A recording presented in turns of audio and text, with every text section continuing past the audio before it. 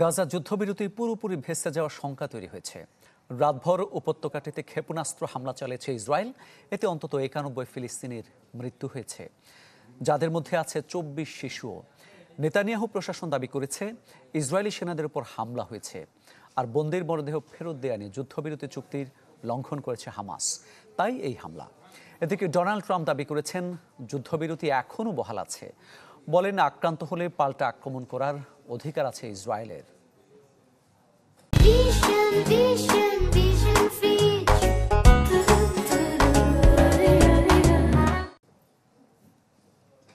নাজুক সুতোয় ঝুলছিল গাজায় যুদ্ধবিরতি।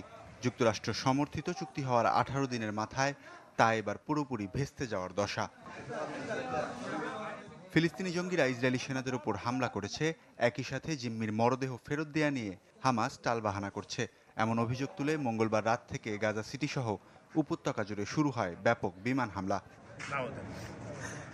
বাদজানি, আল শিফা হাসপাতাল ও শরণার্থী শিবিরের তাঁবুও। প্রাণহানি হয় নারী, শিশু সহ প্রায় 100 ফিলিস্তিনির।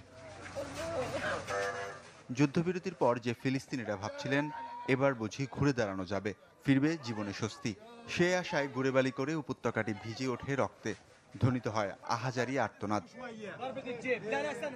যুদ্ধবিরতির মাঝে আগ্রাসনের পরেও একে সামান্য বলছেন মার্কিন ভাইস প্রেসিডেন্ট জেডি ভ্যান্স। আর যুদ্ধবিরতি ঝুঁকিতে নেই বলে দাবি করেছেন মার্কিন প্রেসিডেন্ট ডোনাল্ড ট্রাম্প।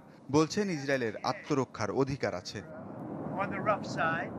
আমি যতদূর শুনেছি, হামাস একজন ইসরায়েলি সৈন্যকে হত্যা করেছে। আমি কিছুক্ষণ আগে এই বিষয়ে জানতে পেরেছি, তাই ইসরায়েলিরা পাল্টা আক্রমণ করেছে, যা করার অধিকার তাদের আছে।